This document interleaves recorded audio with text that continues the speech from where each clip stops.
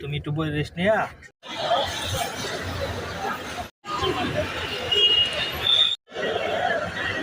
তাহলে আমি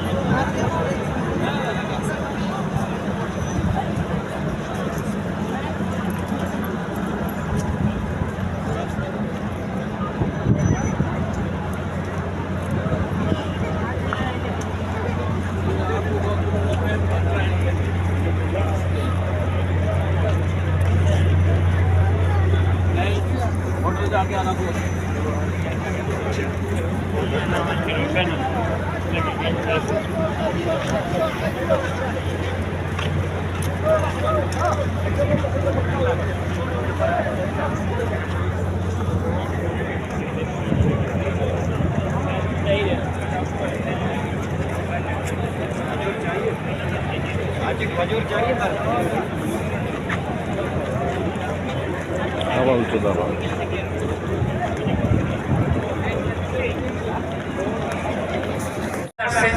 যাদেরকে কবরস্থ করা হয় তাদেরকে এখানে আল্লাহ তাআলা হিসাবকে maaf করে দেন। এখানে হযরত খাদিজাতুল কুবরা রাদিয়াল্লাহু আনহা শহীদ আছেন, এরকম বড় বড় সাহাবায়ে কেরাম এখানে শহীদ আছেন। হযরত আমাদের দেশের আমাদের উপমহাদেশের প্রখ্যাত বুজুর্গ হাজী আব্দুল্লাহ মুহাজির মক্কি রাহমাতুল্লাহ আলাইহি এখানে শহীদ আছেন। এরকম অনেক বড় বড় আলেম ওলামা শহীদ আছেন। সামনে একটা কবর আছে, কবরস্থান আছে, সেটা দেখাবো। তার আগে যেহেতু এখানে সীমিত জায়গা, সকল কবর দেওয়া সম্ভব না, দৈনন্দিন তো লাশ শত শত মরতেছে, যার কারণে এখানে কবরস্থানকে আরো বৃদ্ধি করা হয়েছে। আরেকটা কবরের নাম দেওয়া হয়েছে মাকবারাতুল আদান। মাকবারাতুল আদান সামনে আছে। এই জায়গায় আমার হাজী সাহেব ইন্তেকাল করছিলেন, আমাদের কাওলার রফিক ভাই ওয়াইফ, তাকে আমি নিয়ে সেখানে কবরস্থ করেছিলাম। দীর্ঘ 3 দিন হাসপাতালে থাকার পরে আসিয়াল থেকে এরপর এখানে আমি নিজে হাতে এসে দাফন করেছিলাম। এই যে সামনে দেখতে পাচ্ছেন, সামনে ডান পাশে দেখেন ভাইজান, খেয়াল করে, এই যে সামনে ডান পাশে দেখেন কবরস্থান, দেখছেন? সামনে ডান পাশে কবরস্থান। এটা কিন্তু অনেক বড়, ছোট না কিন্তু, এর কয়েকটা স্তর আছে। এটা হলো উপরের অংশ, এরপর নিচের অংশ আছে, এরপরের অংশ আছে। এখানে আমাদের রফিক ভাইয়ের ওয়াইফকে সম্ভবত 177 নম্বর একটা ইয়ে আছে, এখানে শহীদ করা হয়েছিল। এটা তো কিছুদিন পর লাশ নষ্ট হয়ে গেলে আবার কফিন চেঞ্জ করে। এই দেখেন, এই যে কবরস্থান দেখেন, এই যে নিচ দিয়ে সব, এ হলো এখানকার কবরস্থান।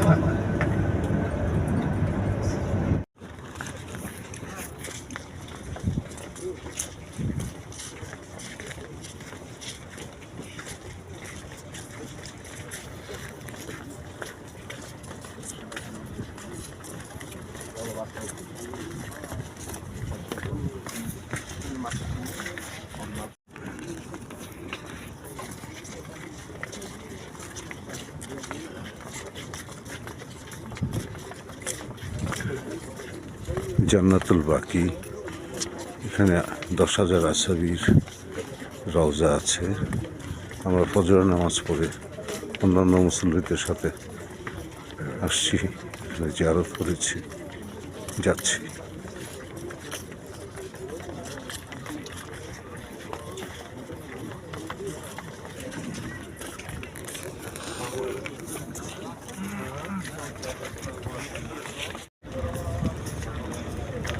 ভোর 5টার সময় ফজরের নামাজ পড়ার জন্য মানুষ চতুর্পাশ থেকে ছুটে আসতেছে মসজিদে নববীতে।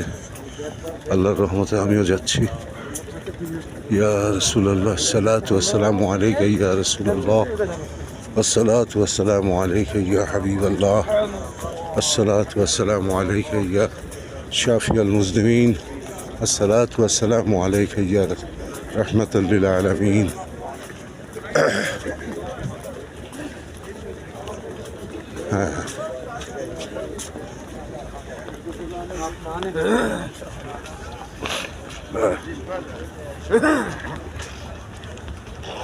الله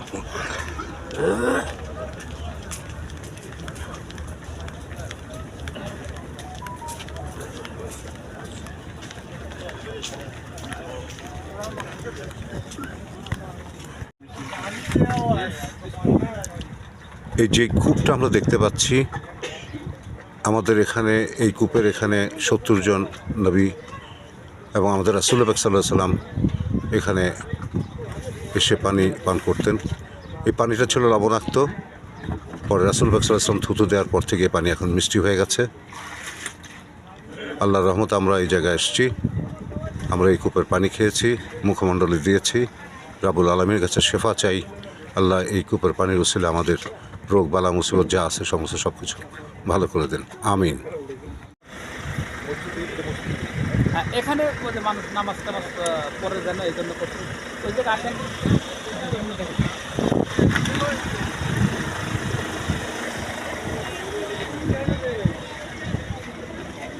আমরা একটা জায়গায় এসেছি, জায়গাটা দেখতে গ্রামের হাটের মতো। হ্যাঁ, এখানে নানাবিধ জিনিস আছে, ভেষজ,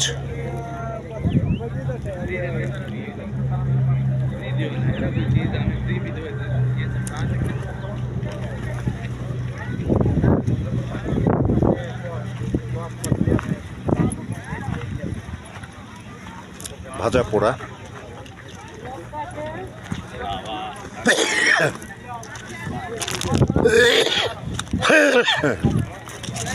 ভিজিটরদের জন্য এখানে খেজুরও বিক্রি হয়, ডিফারেন্ট টাইপ অফ খেজুর আছে এখানে।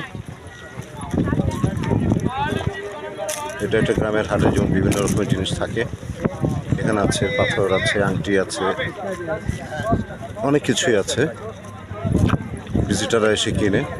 এখানে এই যে কূপটা আছে, এই কূপটা আমাদের রাসূল সাল্লাল্লাহু আলাইহি ওয়াসাল্লামের আমলের কূপ। এখানে যুদ্ধে এসে ওনারা এখানে বিশ্রাম নিয়েছিলেন। এখানে এসে একজন সাহাবী অসুস্থ হয়ে পড়েন এবং উনি আলটিমেটলি এখানে ইন্তেকাল করেন। পরে ওনাকে এখানেই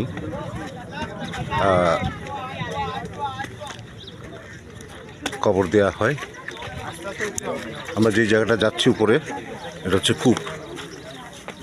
এই যে কূপ, এটা হচ্ছে কূপ। চারদিকে পাহাড় পাহাড় পাহাড়।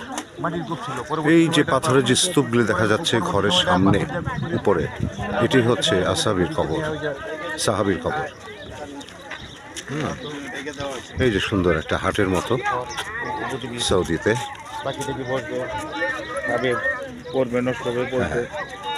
এখানে আমাদের জামান ভাই আছেন, আমার সাথে ফারুক হুজুর আছেন, পরাণ আছে, তো পরাণের বোন আছে, আরও অনেকেই আছে। আমরা থ্যাংক ইউ।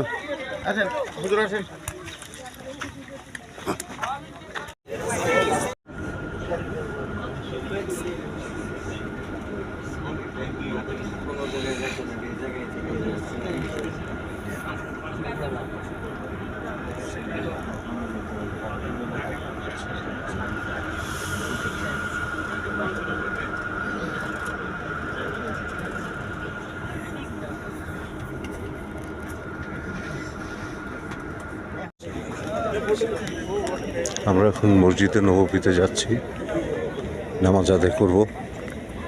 নামাজ আদায় করে রাসূল পাক সাল্লাল্লাহু আলাইহি সাল্লামকে সালাম দিয়ে আজকের মতো হোটেলে ব্যাক করব।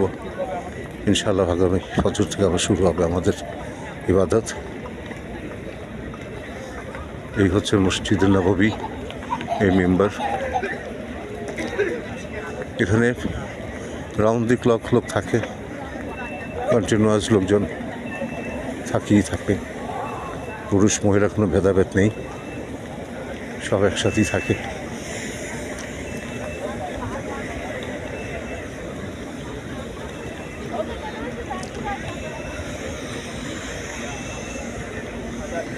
এই হলো মসজিদ নববীর গেট।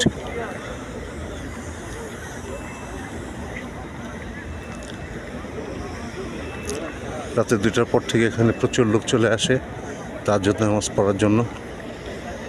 আমরা চেষ্টা করবো ইনশাআল্লাহ আগামীকাল থেকে। এখানে ঠান্ডা আছে, শীত আছে, বাংলাদেশের মতোই।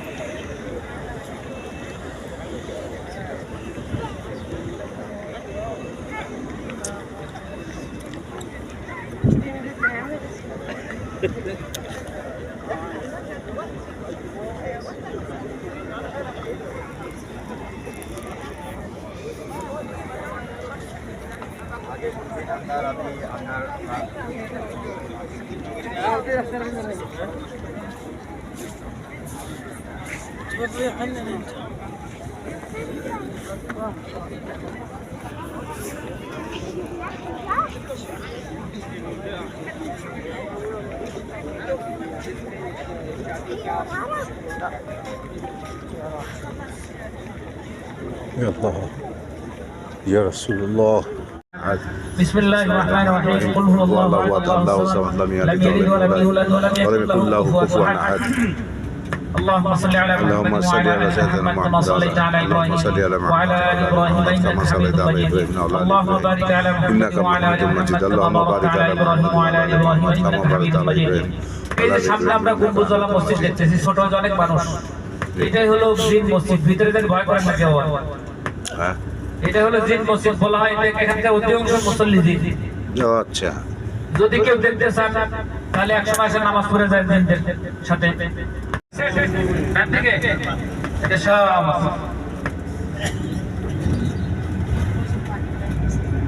সম্মানিত হাজী সাহেব, সর্বশেষ আরো এই পথে ঘাটে চলাফেরার মধ্যে আমরা ছোট মানুষ, আপনাদের সুশৃঙ্খলতার জন্য অনেক সময় কঠোরতা অনেক রকম কথা বলে থাকি। কেউ মনে কোনো কষ্ট নেবেন না, মাফ করে দিবেন। সকলে যদি দিলের মধ্যে কষ্ট রাখেন তাহলে আমরা তো আমাদের ভবিষ্যৎ জীবন নষ্ট হয়ে যাবে। আমাদের জীবন সুন্দর করার অর্থে আমাদেরকে মাফ করবেন, আমাদের জন্য দোয়া করবেন ইনশাআল্লাহ। আল্লাহ তাআলা আমাদের সকলকে মাফ করুন, আমিন। আমাদের আলহামদুলিল্লাহ আজকের সফর এখানে শেষ। আমরা এই ব্রিজ পার হয়ে আবার ওদিকে যাওয়ার পর আমাদের হোটেল পেয়ে যাব ইনশাআল্লাহ। ইনশাআল্লাহ, ঠিক আছে। আসসালামু আলাইকুম ওয়া রাহমাতুল্লাহি ওয়া বারাকাতুহু। মসজিদুল হারামের উপরে এক্সকেলেটর দিয়ে উপরে উঠছি নামাজ আদায় করার জন্য। আলহামদুলিল্লাহ, এটা হচ্ছে মসজিদুল হারামের ভেতর সাইড।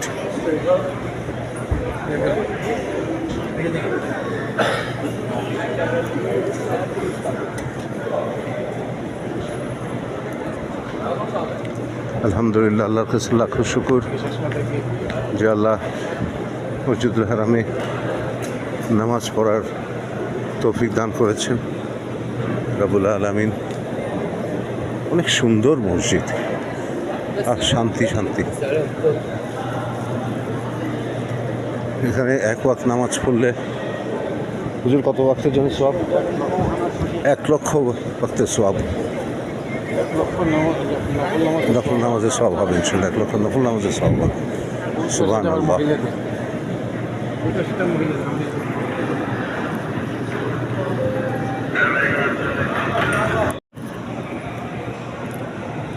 মসজিদুল হারামের ভিতরে মানুষ হয়তো এক ওয়াক্ত পড়তে এসে মাঝখানে বিশ্রাম নেয়, ঘুমায়, আবার পরের ওয়াক্তে অ্যাটেন্ড করে, এরকম অবস্থা।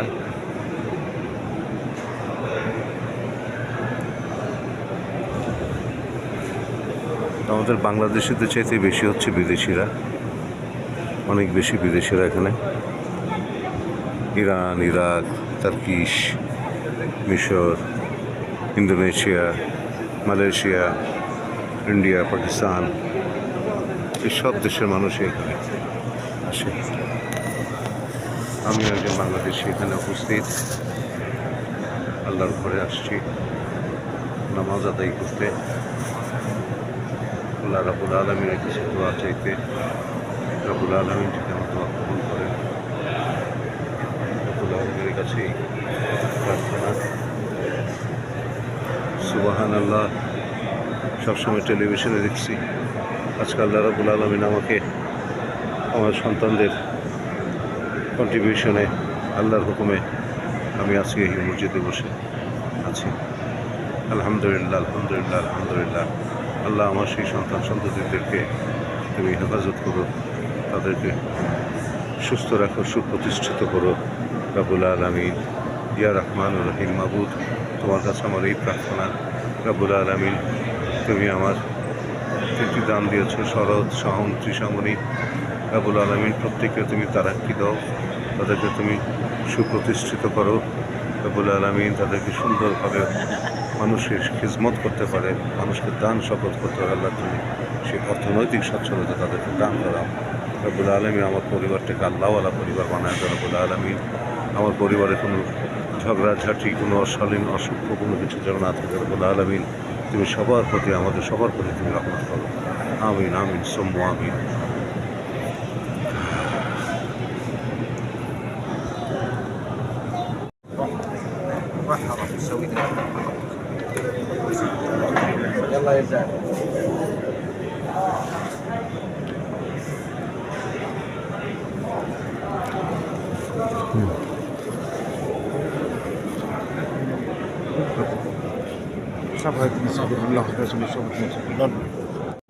আলহামদুলিল্লাহ।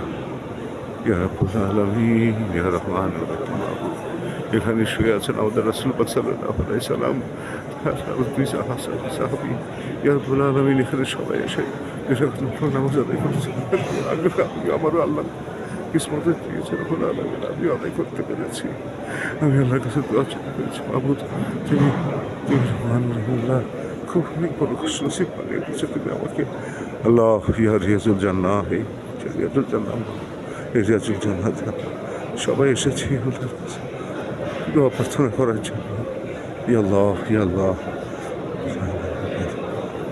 ইয়া আল্লাহ, ইয়া রহমান, ইয়া আল্লাহ, ইয়া আল্লাহ, ইয়া আল্লাহ।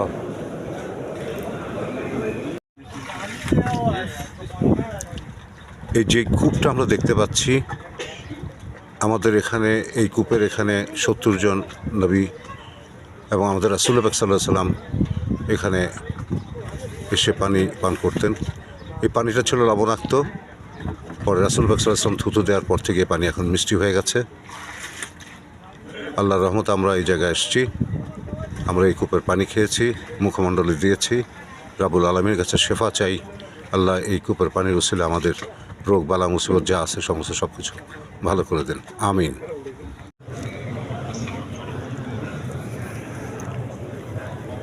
আলহামদুলিল্লাহ। আমি রিয়াজুল জান্নাহে বসে নামাজ আদায় করেছি, রাব্বুল আলামিন তুমি আমাদের সকলের এদিকে আসছে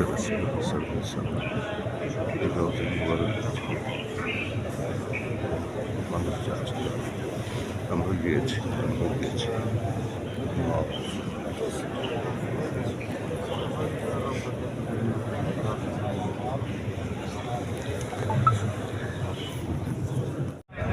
তারা জায়গায় জায়গায় বুঝে বুঝে করবে। আর হজের বিভিন্ন কাজকর্ম এগুলো খুবই সেন্সিটিভ, মুহূর্তের মধ্যে জরিমানা এসে যায়, মানুষ বুঝেও না যে কিভাবে আমার অন্যায় হয়ে গেল। আচ্ছা আচ্ছা বিবেকবান মানুষ অনেক আলেম ওলামা এই জিনিসটাকে তারা খেয়াল করে না, বেখেয়ালি চলে, তারাও কিন্তু এটাকে উপলব্ধি করতে পারে না।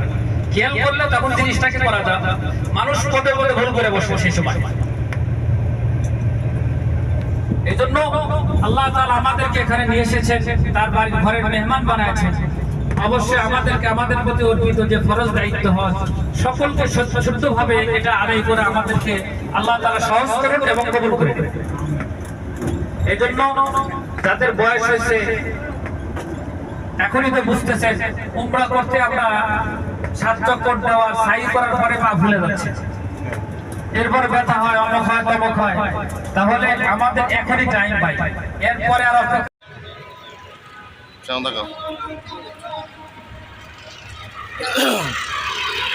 ইন্টারন্যাশনাল এয়ারপোর্ট এই অবস্থা, নোংরা পরিবেশ হয়ে আছে। আসলে এখানে চলে যায়,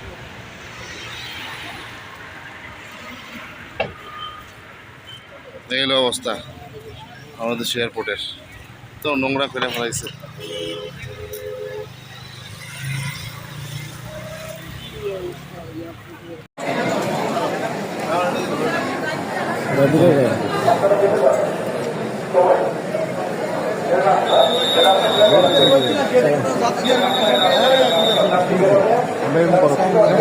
আমি এয়ারপোর্টের লোক, অসুবিধা নেই। হ্যাঁ হ্যাঁ